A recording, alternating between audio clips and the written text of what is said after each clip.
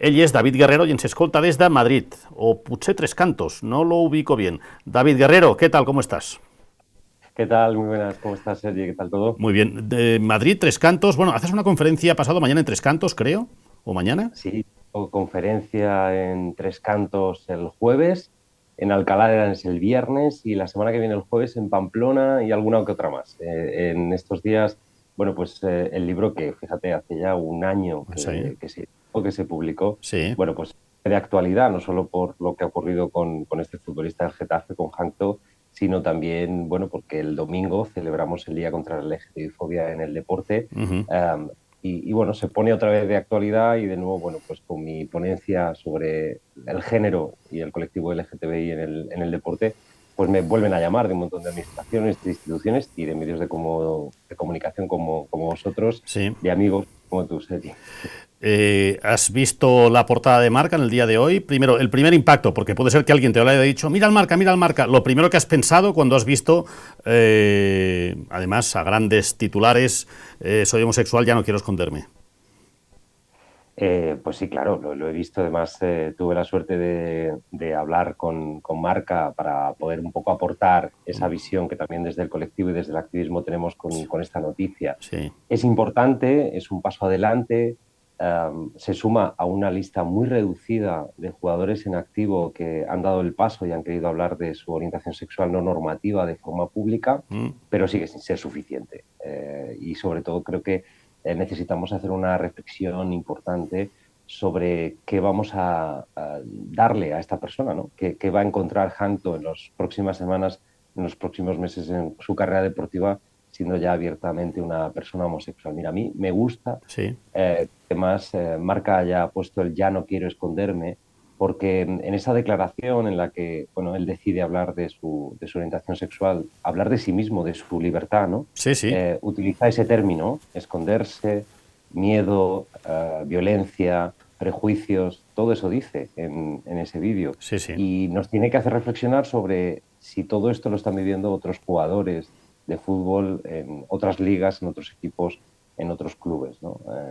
Cuando una persona habla desde ahí, desde el miedo, Ujú. desde el perjuicio, claramente, bueno, es para abordarlo, para reflexionarlo y sobre todo para intentar transformar el deporte y en concreto el fútbol para que no haya más gencos. Quiero decir, para que ningún futbolista tenga que hacer, bueno, como esta Mm.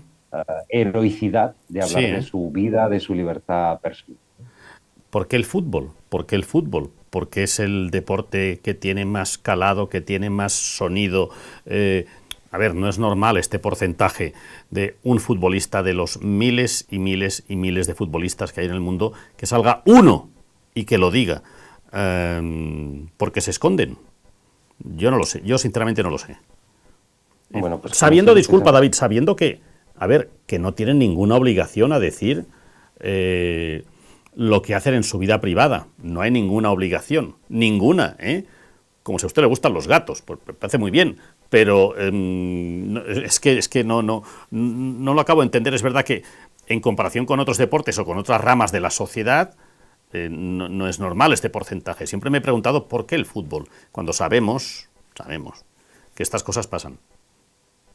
mm, insisto, Sergi, en que lo ideal sería que ningún futbolista tuviera que hacerse Claro, héroe. claro, claro, Lo ideal sería claro, que el claro, fútbol y el deporte en general claro. aceptara a todas las personas con sus formas de sentir, con sus formas de amar y con su deseo sexual, sea Hombre, cual sea, solo ¿no? faltaría. El problema es que esto no está ocurriendo. Entonces, al final, la situación del fútbol en general, y tú lo apuntabas muy bien, ¿por qué el fútbol? Bueno, porque precisamente es el deporte con mayor foco mediático, donde hay mayores intereses económicos, Mm. donde, bueno, sin pestañear, se ha celebrado un Mundial de Fútbol en Qatar, que es uno de los países Buah. donde los derechos humanos, bueno, no ¿Qué? están, no solo para las personas LGTBI, para personas como yo, que por amar a quien amo estoy condenado a cárcel o a pena de muerte, sino también a las mujeres, ¿no?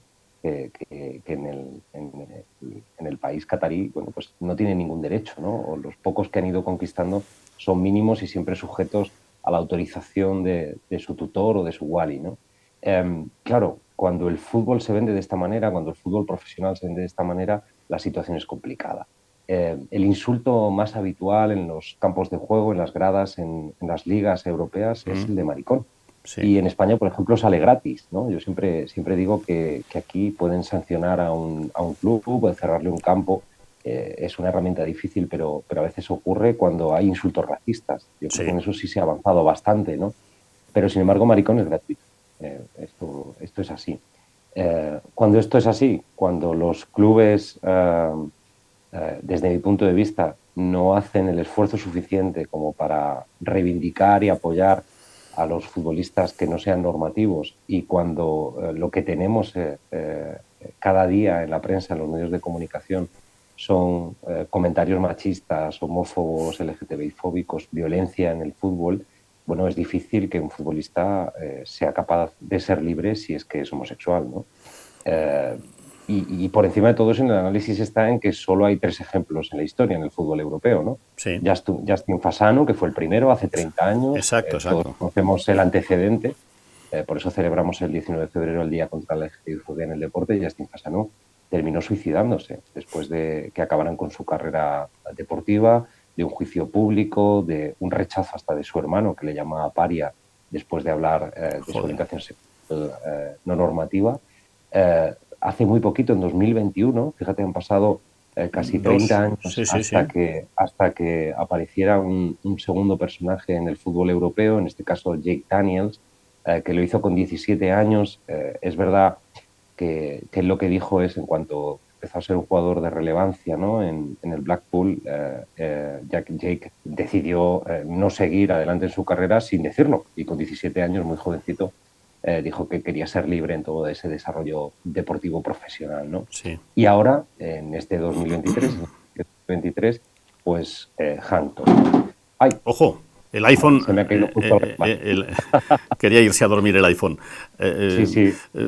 Justo fue Cajanto, perdonadme, No. el que ha dado el paso, el tercero, ¿no? Cuando esta es la situación, cuando solo son 3 nombres de los que podemos hablar o ver, Sí, que sí. están dando un ejemplo sobre la situación, que se están visibilizando, bueno, creo que el análisis que debemos hacer es que está pasando algo en el mundo del fútbol, ¿no? Yo entiendo que, si me permites, David, que, a ver, históricamente, y más en un país como España, maricón ha sido un insulto. Siempre lo ha sido, es mi opinión, ¿eh? No entiendo por qué, pero siempre ha sido como un grito de desprecio, como no eres de los míos. Y es que para que el futbolista o el deportista o la persona diga, sí, pero siempre se ha tratado como un insulto. ¿Tú crees que este gesto, estas declaraciones, pueden algunos futbolistas, bueno, un poquito invitar a decirles, pues igual yo también doy el paso, y la semana que viene otro paso? ¿Crees que puede ser, no hablo de avalancha, porque me parece, por desgracia, hoy en día muy difícil que esto sea un degoteo constante de futbolistas, pues uno del Spartak de Praga, otro del Paris Saint-Germain, uno del Manchester City, otro del Barcelona, otro del Granada? Ojalá, pero yo lo que veo es que se va a quedar un poquito solo, creo. ¿Sabes qué es lo importante, Sergio? Mira, fíjate, ¿Qué? ni siquiera es importante que de repente hubiera una salida masiva de futbolistas LGTBI que dieran el paso, hablaran de su orientación sexual o normativa. Para mí lo más importante es que ahora, en este momento, cuando tenemos encima de la mesa en la Liga Española, aunque esté cedido al Praga, Sí, con el caso de Hankto, que jugadores heterosexuales se sí, conviertan en aliados, sí, que señor. jugadores heterosexuales digan: no vamos a permitir que haya insultos homófobos en los campos de juego, no vamos a permitir que el insulto maricón suene en las gradas, y nos unimos a Hankto y a otros muchos jugadores para que puedan vivir en libertad, porque la respuesta que al final se tienen cuando se dan estas noticias es, mucha gente en los comentarios que se hacen en las noticias es: ¿y a nosotros qué nos importa? Si lo que nosotros queremos es que usted juegue bien y que meta goles y que gane mucho dinero y que venda muchas camisetas. Sí, Sí, es cierto, en el fútbol a nadie le importa con quién me acuesto, pero cuando eso significa una discriminación sobre mi persona, cuando ser homosexual es también tu identidad, cuando no hay un gesto normalizado tan sencillo como que llegan los balones de oro, la entrega de los balones de oro, y voy con mi pareja, hombre, a recogerlo, cuando todo eso no ocurre, hay que hacer una reivindicación en positivo, ¿no? Y hay que visibilizarse en positivo. Ojalá lleguemos al momento en el que un jugador homosexual recoja el Balón de Oro con su pareja de la mano o vaya a una cena del equipo con su pareja de la mano. Pero eso no está ocurriendo a día de hoy, por tanto es tan importante esa visibilidad, ¿no? Así que yo creo que los pasos a seguir es jugadores heterosexuales Sí. aliados a la causa, clubes que desde el minuto cero rechacen cualquier tipo de insulto de este tipo, cualquier tipo de discriminación de este tipo y, por supuesto, una reflexión absoluta sobre el deporte que estamos construyendo. No podemos vender el fútbol, el deporte a países donde no se respetan los derechos humanos. No se pueden hacer giras de fútbol por mucho dinero que se gane por parte de los equipos que lo promueven o las federaciones, en este caso la Federación Española de Fútbol, Bueno. a países donde no se respetan los derechos humanos. Hay que marcar unas líneas claras y básicas de los límites con el deporte, porque al final lo están ensuciando y al final lo que se está consiguiendo es que los valores del deporte que tanto han mejorado las sociedades, que tanto mejoran hoy a las personas en cada uno de nuestros países, en cada una de nuestras ciudades, mediante la socialización, la salud, la inclusión, que es lo que al final el deporte debería de ser, se está ensuciando por el puro negocio, ¿no? Yo creo que todo esto forma parte del folclore de un espectáculo deportivo masivo, porque ministro Iceta lo dice y no pasa nada. Jaume Collboni lo dijo y no pasa nada. Es decir, que hay una clase concreta de algunos gremios que se entiende como normal, perdón, se acepta ahora, tampoco hace tanto, se acepta ahora como normal, y otros gremios, porque claro, están desarrollando su actividad profesional con auténticos jabalíes que van a los estadios, que como pagan su entrada, ¿qué pasa? Yo digo lo que me da la gana, que para eso he pagado la entrada. Yo no sé, te digo de verdad, David, no sé cómo sería la llegada de este futbolista a la Liga Española. No pongo la mano en el fuego porque todo fueran aplausos, sinceramente. Estamos Bueno, hablando de cultos, sí.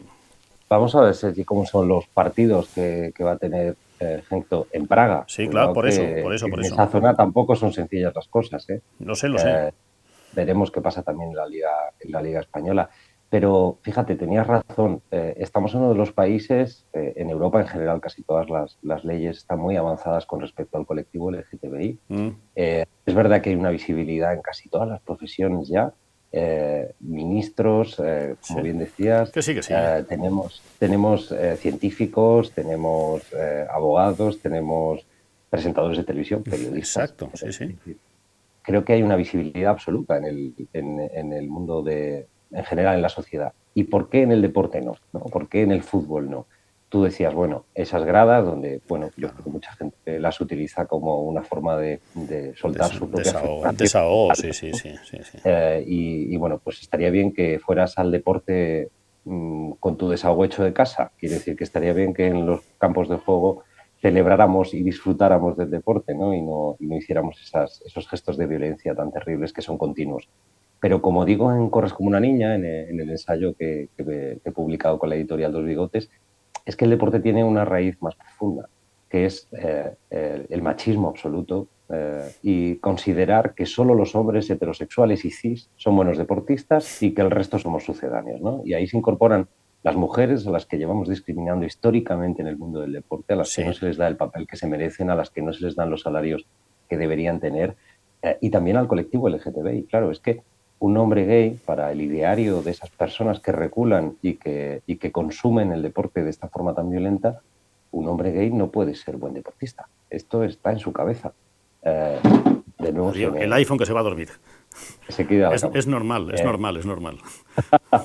Un hombre gay no está en la cabeza de las personas que están en el mundo del deporte, que consumen de esta forma tan violenta, no está capacitado, ¿no?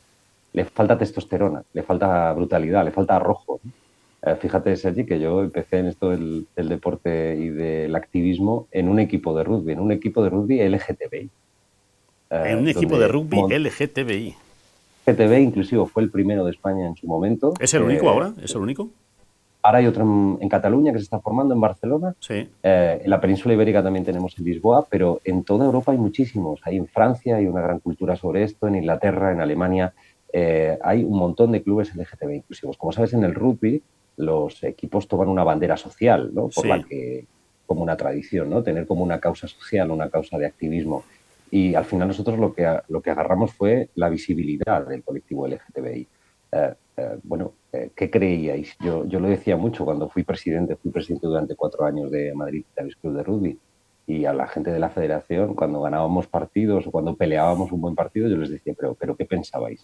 ¿Que íbamos a estar aquí paseando por el campo? No, no, venimos a machacar, venimos a hacer nuestros placajes y a meter nuestros ensayos, como todos los demás. Es que lo que pase con mi orientación sexual, lo que pase en mi vida privada con quien me acueste, no va a influir sobre Claro, mi capacidad de ciudadano. claro. Y esto hay que repetirlo una y otra vez, aunque parece increíble, porque en la cabeza del ideario de esas personas que, por desgracia, son las que mandan y regulan el mundo del deporte, Mm. las personas no normativas no encajan. Las personas gays no pueden ser buenos deportistas, igual que durante toda la historia del deporte se ha discriminado a las mujeres solo por ser mujeres, ¿no? A pesar de que han demostrado sus capacidades. Mira, hay cosas tan extrañas como que en ajedrez Sí, hay categoría femenina. perdón. Que a mí me expliquen que en ajedrez hay No, no, categoría ya, femenina. sí te he escuchado, pero es que no entiendo. Mira, desconocía este dato.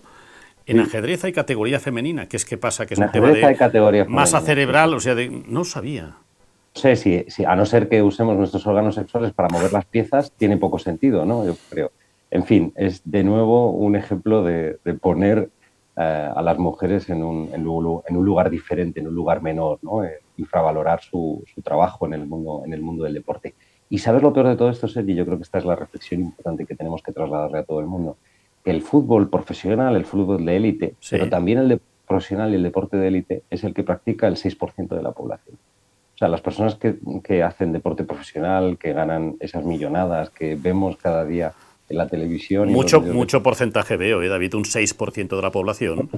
comunicación, el 94% Sí. somos los que practicamos el deporte, el 6% de todos los que practican deporte, Sergi, no Vale, de vale, vale, toda vale, la vale. población. Ahora. Bien, bien.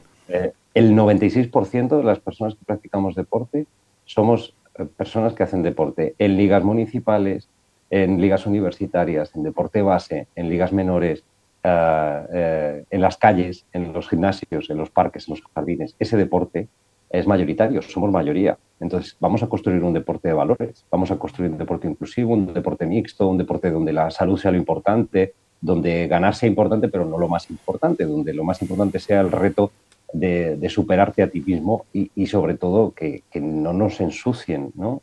Nuestro deporte, ese deporte que debe ser el importante, que es el que hace que tengamos unas sociedades sanas y con valores, ¿no? Pero ¿de verdad te crees que en una cultura tan española, donde históricamente ha sido lo que es, y lo que fue España y lo que ha sido España históricamente, donde se premia y se jalea la victoria y se desea la victoria, donde hay padres que se pelean? Yo, por experiencia profesional y personal, pues mi hijo jugaba en su día en un equipo de fútbol base y lo quité porque me daba vergüenza la actitud de los padres, dando órdenes a los niños, dando órdenes a los entrenadores, insultando padres y madres, especialmente madres. Ya lo digo porque es así, y no, sin ninguna ganas de señalar, pero es así. Yo creo que España no está la percepción, no tengo ninguna base, ningún dato, ninguna información fidedigna. La sensación es que España todavía no está preparada para asumir esto que me comentas. Bueno, no es un país para mí la percepción. No lo digo ahora porque esté en Andorra, siempre lo dije. No es un país preparado para asumir todo esto. Bueno, no España, Europa entera, Bueno, sí, porque ya, pero especialmente España. problemas, No me compares Dinamarca con España, digo yo, no sé, hombre, por favor. estos problemas los estamos teniendo en muchos países europeos. Estamos en una red de LGTBI de Sí, clubes deportivos sí, y, bueno, al final la mayor parte de los problemas son comunes, ¿no? sí, Sí que es cierto que, y lo dices bien, claro, el problema de todo esto es que separar a ese 94% del deporte, de la gente que hace deporte de otra manera, claro. de lo que ocurre o lo que pasa en ese otro 6% es muy complicado. Y al final los valores que nos dan desde ahí son los que se calan y los que llegan, como bien decías, a los campos de juego de las ligas infantiles o de las ligas juveniles, ¿no? Y al Sí. final lo que repiten las familias, pero también los propios niños y niñas, es lo que ven en los campos de juego. Entonces ven que se insulta, ven que no se respeta al árbitro, ven que se manda al árbitra a fregar, ven que se insulta y se llama negro a un jugador o maricón a no sé qué. Y claro, esto lo repiten y esto sí que es un desastre. A mí esto es lo que me preocupa, ¿no? Que al final a esos niños y niñas de 14 o 15 años o más pequeños estén en un campo de juego y parece que se estén jugando la Supercopa de España, ¿no? Eh, y que todos los padres de este país crean que tienen un Messi en su casa. Pues no. O sea, No. vamos a intentar enfocar y ponerle un poco de racionalidad a las cosas, La ¿no? de amigos que me han dicho, oye, Sergi, tengo a mi hijo jugando en el Español C, tengo a mi hijo jugando en el equipo de barrio, no sé, ¿tú tienes algún contacto? Sí, tengo contactos, pero no... Si es tan bueno, siempre les digo, si es tan bueno, ya lo vendrán a buscar. Que tu economía no va a depender, lo más seguro, de cómo juegue tu hijo. No voy a hacer nada por mi amigo ni por el hijo de mi amigo. Si es tan bueno, lo vendrán a buscar. Tranquilícese. Pero hay una necesidad urgente de padres y madres de pensar que su hijo les va a ayudar en toda la jubilación, que simplemente no la acabo de entender. Sinceramente no la acabo de entender. Cambiando un poquito de tema y volviendo un poquito al principio, si me permites, David, sería, y hablo, te lo digo con todo el respeto, y en muchos términos de desconocimiento, ¿lo apropiado sería juntar ligas masculinas y femeninas? ¿O es conveniente separarlas? Hablo solo de fútbol ahora, ¿eh? Bueno, yo creo que es difícil y es complicado Sí, dar una respuesta absoluta de esto. Creo que lo importante es que desde las categorías inferiores apostemos por el deporte mixto, también en bien. el fútbol, Vale, ¿no? vale. Al menos en la parte de base, infantil, juvenil. Creo que en la parte profesional, bueno, pues creo que se están jugando otras cosas, ¿no? En el deporte élite Sí. estamos hablando de otras cosas, ¿no? Pero creo que la clave es que el deporte mixto se incorporará en todos los deportes cuando se están desarrollando los chavales y las chavalas. Creo que sería además una ventaja para todo. Primero, creo que se arrancaría mucha violencia sexual Y tanto, también, y porque tanto, y tanto. desarrollarían los cuerpos y los géneros unidos, ¿no? En un espacio deportivo, que ya sabes que se hace tanta unión y al final hay una naturalidad sobre todo lo que ocurre dentro de un equipo, ¿no? Pero además podríamos incorporar, Sergi, el otro gran debate sobre la evolución y la revolución del deporte, ¿no? ¿Qué es? Podríamos incorporar a las personas trans, a las personas intersex, a las personas no binarias en esos equipos mixtos, ¿no? El género no debería de ser importante en el deporte y podríamos intentar, si quieres, en élite o profesional, hablar de cuerpos, por ejemplo, Sí, ¿no? sí, sí. Como hay muchos deportes, ¿no? Categorizados por Que sí, peso, que por sí. altura. Sí, sí, sí, claro. No es Uh, lo mismo un boxeador de peso mosca que un boxeador de peso welter. Claro, pero da igual, es evidente que no. da igual el género, lo Sí, sí, importante claro. es que en el deporte mixto al menos, yo insisto, en el deporte base, en el deporte que hacen nuestros niños y niñas, el deporte mixto ya debería de estar incorporado. De hecho, la separación que se hace, las edades, es muy curioso ver ¿Eh? cómo las edades en las que ya se separan en categoría femenina y masculina tienen más que ver con una idea cristiana católica en torno al desarrollo sexual de los pequeños y pequeñas Y los vestuarios, que aquí no pase nada. que con Sí, la, hombre, claro, claro. eso es, que con la parte Sí, de desarrollo físico, claro. que bueno, creo que también es una generalidad, pero la mayor parte de las niñas se desarrollan antes que los niños, ¿no? Está claro. Y sin embargo se las separa antes, ni siquiera que hagan ese desarrollo físico, ¿no? Entonces, bueno, creo que al final sobre esto hay que hacer una reflexión profunda y es difícil, ¿eh? O sea, no creo que la solución sea sencilla. Y No. luego hay una cosa que a mí siempre me gusta decir cuando hablamos de esto y es que en cualquier caso, si Sí. se rompen las categorías y se habla solo de categoría mixta, antes hay que colocar a la mujer en su sitio. Porque ¿sabes qué pasa? Que si empezamos a romper las categorías femeninas y masculinas en el deporte profesional, de nuevo los hombres les robarán a las mujeres todos los espacios. Entonces, antes de hacer algo como romper las categorías, necesitamos que las mujeres estén en su lugar. El hecho de que empiecen a haber ya casi y prácticamente de forma imperceptible y poco a poco a árbitros mujeres, árbitras, no sé cómo debería ser el término, en partidos de alta competición y de primera división y de mundiales de fútbol, ¿esto es un avance o es un caramelo para decir, va, callaos? No lo tengo claro. Bueno, ahí están los datos. El problema es que hay muy pocas mujeres que llegan al arbitraje profesional. Y aquí está también la reflexión que hay que hacer, porque no llegan. Eh, ocurre en el mundo del arbitraje ese día, ocurre también en el mundo de las directivas, de las federaciones, da Bueno, igual de qué deporte, ¿no? sí, Es sí, sí. curioso que de los pocos deportes donde las fichas federativas femeninas son mayoría, luego presidente es presidente, es un señor, no Sí, es sí, una sí. señora. Sí, Es sí, sí. que no, las Bueno, mujeres está, no está llegan. la del Eibar y la del Leganés y gracias. Hasta aquí la liga profesional. Eso es. Entonces, claro, las mujeres no llegan a los puestos de decisión, las mujeres no llegan a los puestos donde se toman, donde se aprueban los presupuestos, donde se decide qué políticas se van a hacer. Claro, así nos va.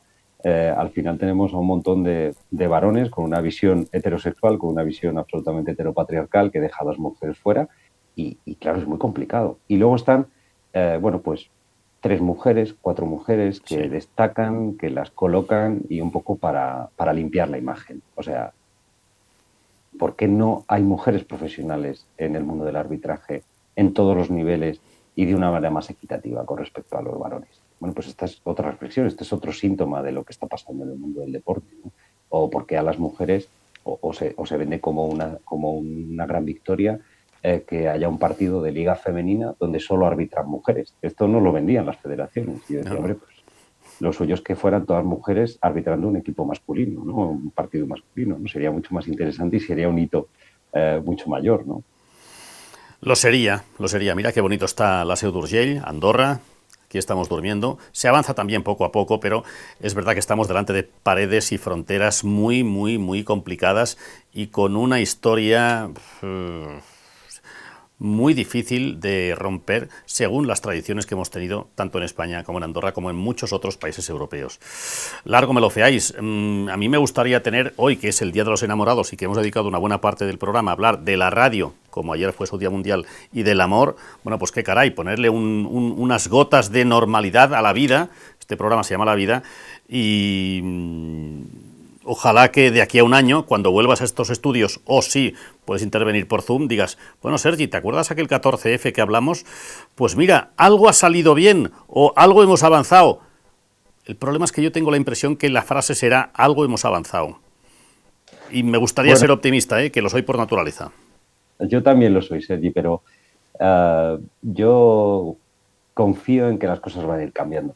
Se han movido otros aspectos de esta sociedad, de la sociedad española, de la sociedad andorrana, de la sociedad europea, Sí, sí.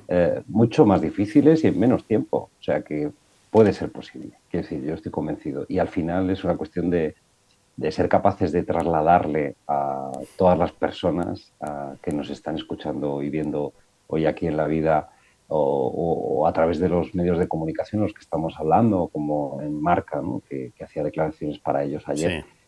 eh, Al final la mano está en la afición.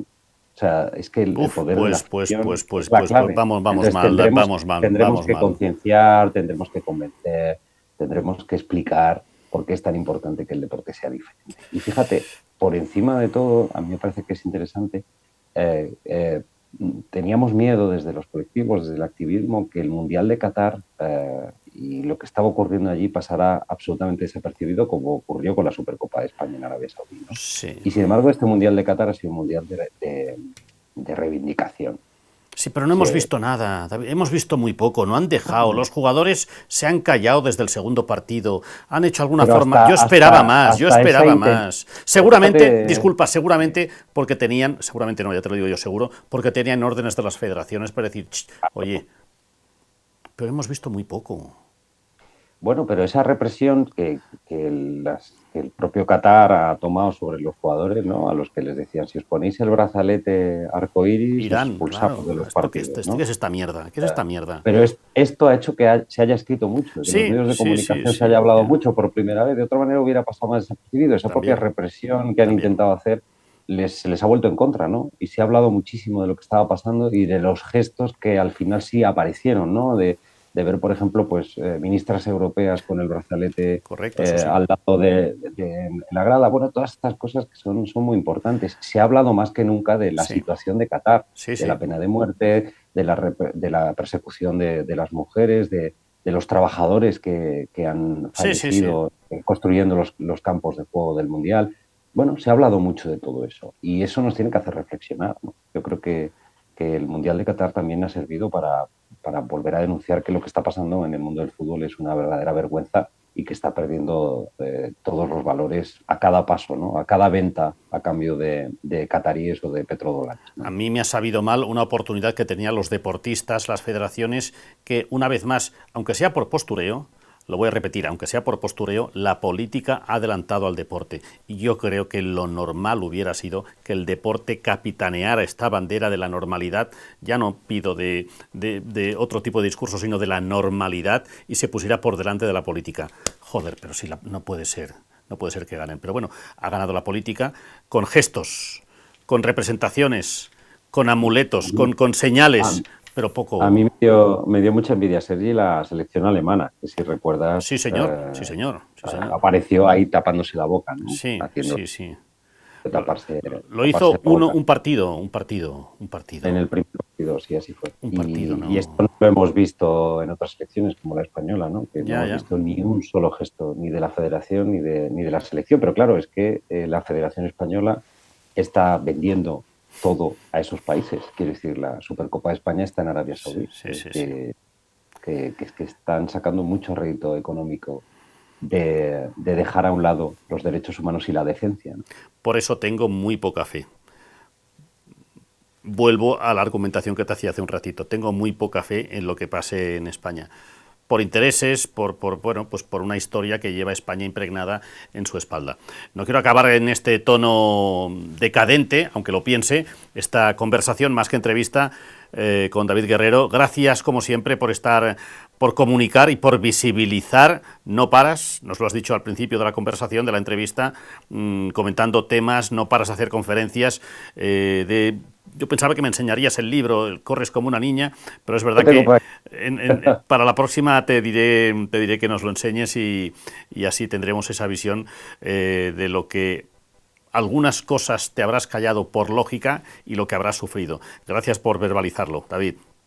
Nada, Sergi, es un placerazo, de verdad. Y bueno, ya sabes, lo hemos hablado alguna vez ya cuando estuve por allí, por Andorra, que Sí, me trataste muy bien, que al final el libro es una herramienta. Es una herramienta de activismo. No existía un ensayo de este tipo y era necesario, ¿no? Que hubiera algún sitio donde consultar cómo están las cosas, hacia dónde tenemos que irnos y que denuncie que todavía queda mucho trabajo por hacer en el deporte. ojalá que mejoren. Gracias, David Guerrero. Un abrazo. Un abrazo Chao. fuerte, Sergi. Gracias.